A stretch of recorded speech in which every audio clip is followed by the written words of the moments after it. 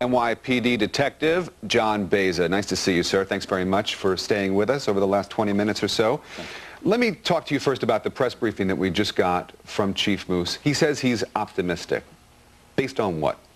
I don't know. I question that myself. I think that last press conference we saw was devoid of any real new information or information that could help the public identify the shooter or shooters.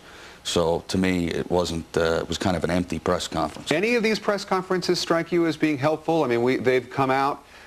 It was several times a day. Lately, it's only been once a day. Chief Moose has come out and criticized the media several times. Are they helpful at all for anything? I don't think they can be, but I don't think in this case they have been.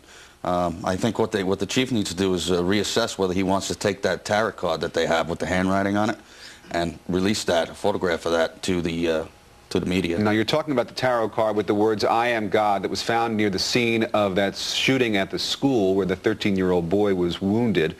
And we're glad to say that he is actually doing better. His condition's been upgraded. The words on it, "Dear Mr. Policeman, I am God." Why would that information be released? What would be helpful about that? What would be helpful about it is that you would release it to the public and they would have a thing that could specifically point out an individual to them. Not like a white box truck or a white van. They're a dime a dozen, unfortunately. But this is something that's very specific. Somebody may recognize that handwriting. Mother, father, sister, brother, neighbor, school, you know, somebody who's at school with them, something like that. What about profiling? A lot of people have talked about the need to let the public know about the type of person that we're talking about, the type of person who might be responsible for this kind of thing. Do you find that helpful? No, not at all. I find that very much to be a hindrance to a case, not only to the public, but also to detectives, because they get tunnel vision and they start looking only at the profile, and they could eliminate people who are, you know, actually good suspects. But if the police detective are trying to generate tips, isn't it a good idea to let people know what kind of person they should be on the lookout for? Well, see, I disagree that they actually know. They think they know, but I don't think they do. There's not enough evidence here for them to state clearly what type of individual this is.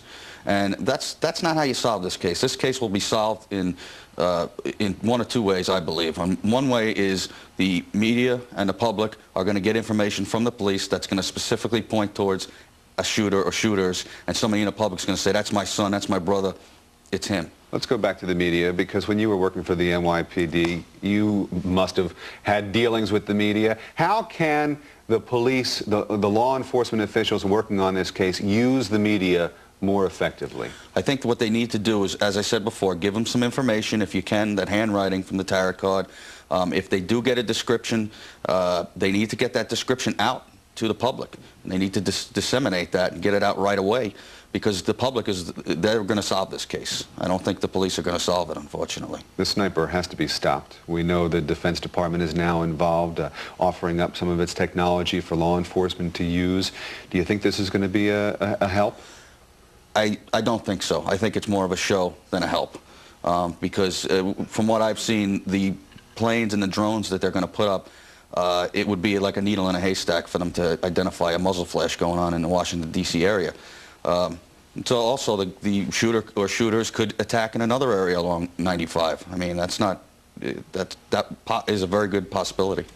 Well, we're going to keep our eye on the story, of course. We'll continue to follow it. Detective John Beza, formerly of the NYPD. Nice of you to come by. Thanks again. Nice talking to you.